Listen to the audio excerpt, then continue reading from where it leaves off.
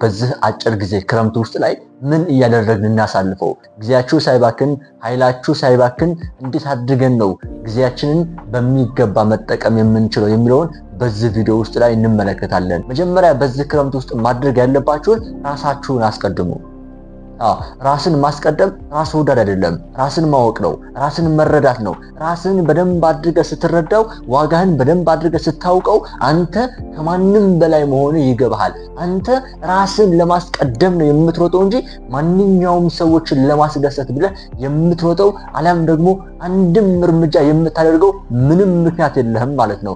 አንተ ራስን ሳታስቀድም ሰዎችን ለማስቀደም ሰዎችን ለማስደሰት የምትጥር ከሆነ እመነኝ አንተ ራስን በመዋሸት ውስጥ ላይ ነው ያለው ማለት ነው። እስቲ መለስ ብለህ ወደ ኋላ ራስን ጠይቀውና ከዓመታት በፊት አንተ ራስህ ለማን ነበር ጊዜህን ኃይልህን እየሰዋህ የነበረው? እነዛ ጊዜህን ኃይልህን ይቅርብኝ፣ እኔስ ይቅርብኝ፣ ከምለብስ ከምበላ ከምዝናናበት ለቤተሰቦቼ ከማግዝበት ብለህ ለጓደኞች ለፍቅረኛ ለማንም ሰው ኢንቨስት ታደርገው የነበረ ጊዜ ገንዘብህ የነበረ ገንዘብህና ዕውቀትህ እነዛ ሰዎች አሁን የት አሉ?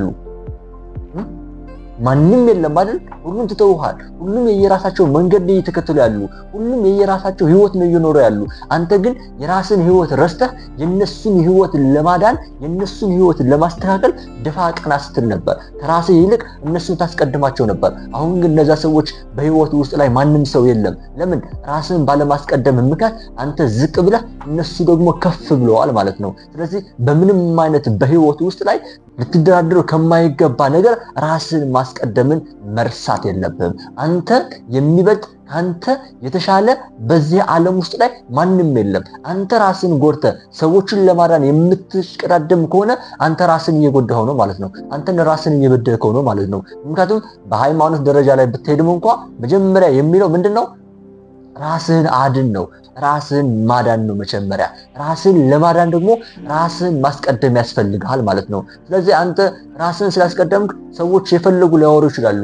ይህ እኮ ስስታም ነው፣ ይህ እኮ ሰልፍሽ ነው፣ ራሱን ነው የሚያስቀድመው። አዎ the value of selfishness አንደርስታንድ ማድረግ ይገባሃል። አንተ ራስህን ልታስቀድምባቸው ከሚገቡ ነገሮች አንዱ በጊዜህ ነው፣ በኃይልህ ነው፣ በሃይማኖትህ ነው። በእንደነዚህ አይነት ነገሮች ራስህን ልታስቀድም ይገባል እንጂ አንተ ራስህን እያጣ ሰዎችን ለማዳን ሰዎች ወደ ራስህ እንዲመጡ ሰዎች አንተን እንዲጠቀሙብህ እያደረግ አንተ ራስህን መጠቀም ሆነ ራስህን ማድረግ አትችልም ማለት ነው። አየህ፣ አንተ ራስህን መጀመሪያ ካላስቀደምክ አንተ ራስህን ካላስቀደምክ ሰዎችን ለማውጣት ሰዎችን ወደ ከፍታ ለማውጣት እነሱ የተሻለ ህይወት እንዲኖሩ ደፋ ቀና የምትል ከሆነ ልክ እንደ ማስቲካ አኝከው ነው ሊተፉ የሚችሉ። ልክ እንደ ሸንኮራ አገዳ አኝከው ነው የሚተፉ እንጂ ላንተ ነገ ጠዋት የሚያደርጉልህ ምንም ነገር የለም። እውነቱ እሱ ነው። እነዛ ሰዎች ስኬታማ ከሆኑ በኋላ ነኝ ስኬታማ ያደረገኝ ሰው እኮ ይህ ነው፣ እስቲ መለስ ብዬ እሱን ላግዘው የሚል ሰው የለም። እንዲያውም አንተን ለመርገጥ አንተን ለመውቀስ አንተን በሐሜት ለማንሳት ነው የሚሽቀዳደሙት ማለት ነው። ቁጥር 1 ነው የሚሆኑት። ስለዚህ አንተ ለራስህ ዋጋ ከማትሰጠው ከሆነ አንተ ለራስህ የማታስቀድመው ከሆነ ሰዎችን ሁልጊዜ የምታስቀድም ከሆነ ራስህን ታጠዋለህ ማለት ነው። ስለዚህ በዚህ ክረምት ወራት ውስጥ ላይ ራሳችንን ለማስቀደም ከራሳችን ጋር ለመሆን ወሳኝ ነጥብ ይሆናል ማለት ነው። ለራስህ ዋጋ ክፈል። መክፈል ካለብህም መስራት ካለብህም ከራስህ ጋር ይሆን። ሁልጊዜ የሰው ነው። በማንኛውም ታይም መጥተው ሊነጥቁህ ይችላሉ። በማንኛውም ታይም መጥተው የሰጡህን ነገር ሊነጥቁህ ይችላሉ። ስለዚህ መንጠቅም መውሰድም የማይችሉት ግን አንተ ለራስህ ክብር ሲኖር፣ ለራስህ ዋጋ ስትከፍል፣ ለራስህ ስታስቀድም ነው ማለት ነው። በማንም ደረጃ ላይ ልትደራደርበት የማይገባ ራስን ማስቀደም ነውና በዚህ ክረምት ላይ ጊዜህን ኃይልህን ማንም እንዲሻማብህ እንዳትፈልግ ራስን መጀመሪያ ስኬጁል ላይ አስቀምጠው። ሁለተኛው ራሳችሁን አፕዴት አድርጉት። ትናንትና ስታስበው በነበረ አስተሳሰብ ዛሬ ለማሰብ አትሞክር። ትናንትና ትኖሮ የነበረ አኗኗር ዛሬ ለመኖር አትሞክር። ብዙ ሰዎች ከዛሬ 5 ዓመት 6 ዓመት ብሎም 10 ዓመት ያስቡት የነበረ አስተሳሰብ ነው ዛሬን እያሰቡ የሚገኙት። ራሳቸውን አፕዴት ባለማድረጋቸው በትናንትና ህይወት እንጂ በዛሬ ህይወት የሚኖሩ ማንም ሰው የለም። ትናንትና ሲያስቡ የነበረ ትናንትና ሲናገረው የነበረ ዛሬ መልሶ ይናገረዋል፣ ዛሬን ይኖረዋል። ትናንትና ጥሩ ይሁን መጥፎ ልትሰራ ትችላለህ። ያ ትናንትና የትናንትና ነው። የትናንትና አስተሳሰብህ እስከ ዛሬ አምጥቷል። የዛሬ አስተሳሰብህ እስከመቼ ያደርሳል ነው እንጂ የትናንት አስተሳሰብህ እስከመቼ ያደርሰኝ ይሆናል ብሎ አእምሮ ውስጥ ላይ መቀመጥ የለበትም ማለት ነው። ስለዚህ ራሳችሁን በእያንዳንዱ ጊዜያቶች አፕዴት የማድረግ አቅም ሊኖራችሁ ይገባል። እኔ ትናንትና ህይወትን በምን አይነት መልኩ ነው ያስተናገድኳት የነበረው? እኔ ትናንትና ምን አይነት ስህተቶችን ሰርቼ ነበር? እኔ ትናንትና ምን አይነት ነገሮችን ያደረኩ ነበር ብሎ ራስን በመፈተሽ ከራስ ጋር በመነጋገር ያ ትናንትና የነበርክበትን ነገር ልክ ከሆነ ጥሩ ነው፣ አፕዴት ታደርገዋለህ። ትክክል ካልሆነም ለማስተካከል መረጥ ነው የሚገባ እንጂ ቼክ ሳታደርጋቸው ራስን ሳትፈትሽ ትናንትናህን ቼክ ሳታደርግ መልሰህ ዛሬ የምትደግመው ከሆነ ግን ትልቅ ስህተት ውስጥ ትወድቃለህ ማለት ነው። አሁንም ልክ የሆንክ መስሎ መልሰህ ያንን ስህተትን እየሰራህ ነው የምትኖረው። ስለዚህ ራስን ቼክ ማድረግ ያስፈልግሃል። እኔ ትናንትና እንዴት ነበርኩኝ ብሎ ዛሬን መፈተሽ፣ አፕዴት ማድረግ። ትናንትና ጎበዝ ልትሆን ትችላለህ፣ ተሸላሚ ጂኒየስ ተማሪ ልትሆን ትችላለህ። ያንን ጂኒየስነትህን ዛሬ ግን አፕዴት ማድረግ የማትችል ከሆነ ያ እውቀት ያልቅና ዝም ብለን የምትሄደው አዋቂ ነው፣ ይህ እኮ ፕሮፌሰር ነው፣ ይህ እኮ ጂኒየስ ተማሪ ነው እየተባልክ አዋቂነትን ሳይሆን ድንቁርናህን እየነገሩ ይሄዳሉ። ድንቁርናህን እያባዛኸው ነው የምትሄደው። ለምን? የምታውቀውን እውቀት አፕዴት ማድረግ አልቻልክም። በመጽሐፍ በማንበብ ሊሆን ይችላል፣ ከአንተ የተሻሉ ሰዎችን በማናገር ሊሆን ይችላል። በተለያዩ ነገሮች ያ የምታውቀው የነበረ እውቀት አፕዴት ባለማድረግ ባለማሻሻልህ ምክንያት አንተ እዛው እንድትቀር ለውጥ ያመጣ እየመሰለህ ግን ምንም አይነት ለውጥ ሳይኖርህ ዝም ብለህ የምትቀጥል ትሆናለህ ማለት ነው። ይህ ክረምት ግን ወሳኙ ነጥብ ነው። በተለይ ደግሞ ተማሪዎች ስትሆኑ ከግቢ የምትመጣላችሁ እንዲሁም ደግሞ ትምህርቱ የሚዘጋው ሰኔ 30 ላይ ነው። አዲስ ህይወት ነው የምትጀምሩት። አዲስ ህይወት ስትጀምሩ ደግሞ ረጋ ብላችሁ እያደረጋችኋቸው የነበሩ ነገሮች በሙሉ ራሳችሁን እንድትፈትሹ። እኔ በአጠናን ሲስተሜ እንዴት ነበርኩኝ? በደረጃዬ እንዴት ነበርኩኝ? ጥሩ ነበርኩ? እኔ በምፈልገው ደረጃ ነው የነበርኩት ወይስ እኔ የማልፈልገው ደረጃ ነበር ሲቀበል የነበረው? ታዲያ ስኬታማ እንዳልሆን ሲያደርጉኝ የነበሩ ነገሮች ምንድን ናቸው ብለህ ራስህን ጠይቀህ ቼክ የምታደርግበት ነጥብ ነው። ስለዚህ ይህ ክረምት ደግሞ ለተማሪ ወሳኝ ነጥብ ነውና ጊዜያችሁን በሚገባ ተጠቀሙበት። ሶስተኛው ከናንተ ከተሻሉ ሰዎች ጋር ዋሉ። የተሻለ ሰው ለመሆን ከተሻሉ ሰዎች ጋር መዋል ያስፈልጋል። የተሻሉ ነገሮችን እያደረጉ መዋል ያስፈልጋል። ትናንትና ከምትውላቸው የነበሩ ጓደኞች ጋር የምትውል ከሆነ አንተ የመለወጥ አቅምህ ደካማ ይሆናል፣ ዝቅ ይላል። የምትፈልገውን ነገር ሳይሆን እነሱ ጋር ለመጫወት ለመዝናናት ብቻ ነበር ያንን ነገሮች የምታደርገው ማለት ነው። ስለዚህ አንተ መለወጥ የምትፈልግ ህይወትን ማሳደግ የምትፈልግ ከሆነ ሁልጊዜ የምታማክራቸው ሰዎች ሊሆኑ ይችላሉ፣ የምታነባቸው መጽሐፍቶች ሊሆኑ ይችላሉ፣ ራስ ደግሞ የምታናገራቸው ሰዎች በሙሉ ከአንተ የተሻሉ መሆን መቻል አለባቸው ማለት ነው። አብዛኞቻችን እኛ በድህነት የምንኖረው አሊያም ደግሞ የምንፈልገውን ነገር ሳናገኝ የምንቀረው ለምንድን ነው ብሎ ቢጠየቅ እናንተ እያናገራችኋቸው የምትውሉ ችግሮቻችሁን የምታማክሯቸው ሰዎች ከእናንተ የተሻሉ ሳይሆን ወይም መፍትሄ የሚሰጧችሁ ሳይሆን መፍትሄ የማይሰጧችሁ ምንም አይነት ለራሳቸው የህይወት ግንዛቤ የሌላቸው ሰዎች ከራሳችሁ ጓደኞቻችሁ ጋር ላይ ነው ዲስከስ ስለምታደርጉ ነው ስኬታማ ማንሆነው አሊያም ደግሞ